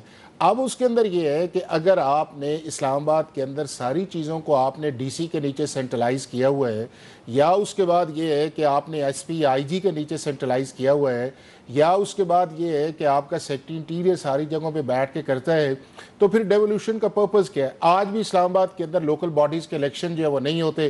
کبھی کانسٹیچوئنسیز کے نام پہ کر دیا جاتا ہے، کبھی رولز کے نام پہ کر دیا جاتا ہے، کبھی الیکشن لاز کے اندر کر دیا جاتا ہے. تو وہ ایک آپ کے ملک کے اندر جو ایک فیئر کا پولیٹیکل مائنڈ سیٹ ہے، یا آپ کی بیوروکریسی کے اندر ایک مائنڈ سیٹ ہے کہ ہم نے تو ان لوگوں کو کنٹرول کرنا ہے، رول کرنا ہے، اور جب کیمرے کے سامنے آئے تو آپ اچھی بات کر دیں، اور جب کیمرے سے باہر نکلیں تو آپ اس کے اندر جا کے کچھ اور بات کرنا شروع کر دیں. وہ چیز جو آپ کی ڈیوٹی میں شامل ہے، اگر آپ اس کو اکمپلش کرتے ہیں تو ایک بہت بڑی پریس کانفرنس کرنا شروع ہو جاتے ہیں کہ آج ہم نے یہ پکڑ لیا، آج ہم نے وہ پکڑ لیا. یہی تو ایک ڈائیکاٹمی ہے نا، کہ ڈائیکاٹمی یہ آپ کی ڈیوٹی میں شامل ہے، یہ کام آپ کو کرنا ہے. آپ اس ملک کے ریاست جو ہے اس کے آپ ملازم ہیں، اور لوگوں کو آپ نے سرو کرنا ہے. اب لوگوں کا سرو سیٹسفیکشن کیا ہے؟ سیٹسفیکشن یہ ہے کہ آپ پولیس اسٹیشن جائیں، اس کا رسپانس آپ کا سیٹسفیکشن ہے. آپ ہاسپٹل جائیں، اس کا رسپانس ہے. یہ بزنس کمیونٹی والے ہیں، لا اینڈ آرڈر اس کا ایک رسپانس ہے. یہ جائیں جو گورنمنٹ کے ادارے ہیں جہاں پہ این او سیز جو ہیں، دنیا کے کس ملک کے اندر ہے کہ 37 این او سیز جو ہیں وہ آپ کو کسی کاروبار کے لیے لینے پڑتے ہیں، پھر ٹیکس والے پیچھے پڑ جاتے ہیں.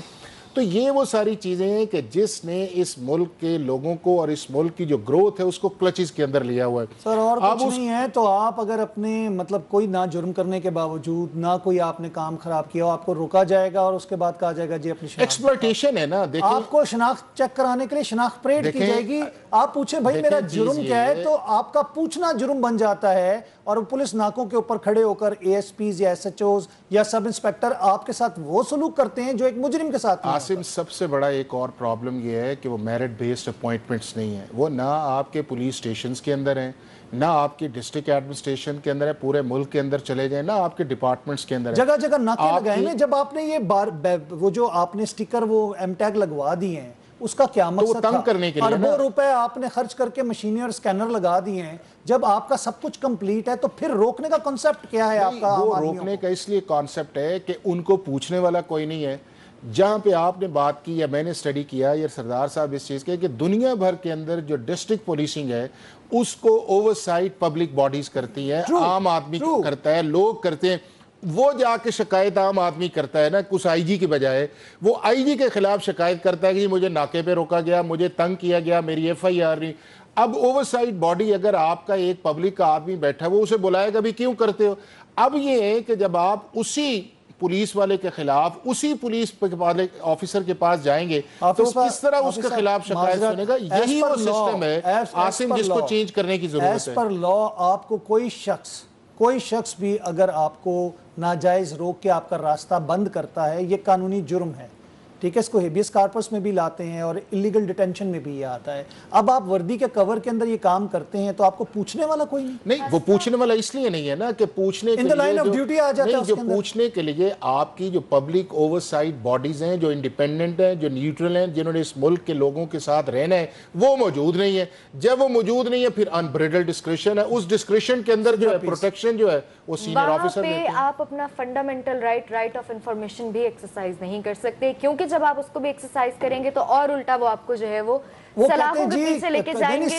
کار سرکار میں مداخلت، اس پہ آپ پہ پرچہ دے دیا جاتا ہے. آپ پولیس سے کوشچننگ نہیں کر سکتے کہ آپ مجھے کیوں روک رہے ہو، آپ میری شناخت مانگ رہے. پوری دنیا کا لا ہے، میرا آئین یہ کہتا ہے آپ سے جب آپ نے جرم نہیں کیا، آپ سے پوچھا جا رہا ہے یا آپ کو انٹیروگیٹ کیا جا رہا ہے، آپ کا رائٹ ہے آپ پوچھیں میرا جرم کیا ہے. نہیں اتنی ویزیبل پولیسنگ آپ کو دنیا میں کہیں نظر آتی ہے جو ہمارے یہاں ہے؟ سر آپ آپ کو شادو نادر جو ہے وہ آپ کو ساری ٹیکنالوجی بیس جا رہی ہے، کہیں آپ کو ویپن والے پولیس والے نظر آتے ہیں، اس کے بعد بھی یہاں کے اوپر روک کے آپ کو پوچھیں کیوں یہ ایکوپمنٹ کیوں لگایا، یہاں کے اوپر اتنی پولیس آپ کو نظر آتی ہے کہ بچے عام سارے بندے ڈر جاتے ہیں کہ آگے ناکے کے اندر پولیس عزت میں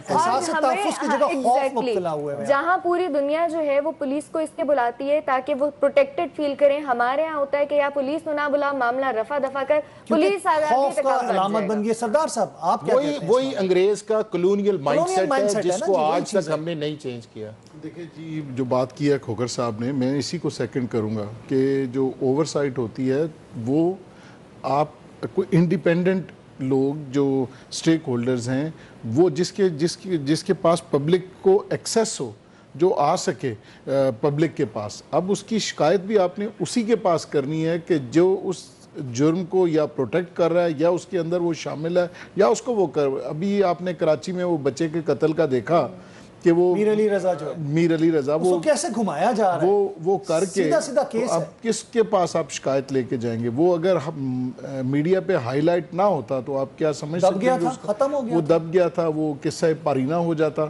تو اس لیے ضروری ہے کہ آپ ڈیولیوشن آف پاور کے ذریعے ایک نقطے سے تفتیش جو ہے وہ تبدیل ہو جاتی ہے۔ یہ محرر اور وہ جو لکھنے والا تفتیشی ہوتا ہے، اس کے ایک جملے اور ایک لفظ سے پورا کیس چینج ہو جاتا ہے سردار صاحب۔ ایک نقطے نے محرم سے مجرم بنا دیا، وہی والی بات ہے۔ دعا لکھتے رہے، ہم دغا آپ اس پولیس کی بات کر رہے ہیں جو 1861 کے لاء کے نیچے اسلام آباد میں کام کر رہی ہے۔ اب 1861 کے اندر یہ تھا کہ انگریز نے یہاں پہ کنٹرول کرنا تھا، لوگوں کو سختیاں کرنی تھی، انہیں تنگ کرنا تھا، ان کے لیے ایک ایس ایچ او چاہیے تھا۔ وہ ایس ایچ او جو ہے اسٹیٹ کا ہر غلط کام کرے، اس کا وہ ایک مائنڈ سیٹ تھا۔ وہ مائنڈ سیٹ جو ہے آپ یہ دیکھیں تقریباً جو ہے اس ساری چیز کو 165 سال ہو گئے ہیں اور ہم نے اس کو کیری کیا ہوا ہے۔ اب اس کو جب آپ نے کیری کیا ہوا ہے، اس پروسیکیوشن کو، اس پولیس کو، اس تھانے دار کو، اس ایس پی کو، اس کے لیے جو ہے آپ کو فنڈامنٹل سرجری کرنے کی ضرورت ہے اور یہ آگے وے سدرا سدوسی صاحب آپ کا بہت بہت شکریہ، سردار صاحب آپ کا بہت بہت شکریہ۔ ناظرین، ہماری اسپیشل ٹرانسمیشن کا وقت ختم ہوا چاہتا ہے، مجھے دیجیے اجازت، اللہ نے کے پاس۔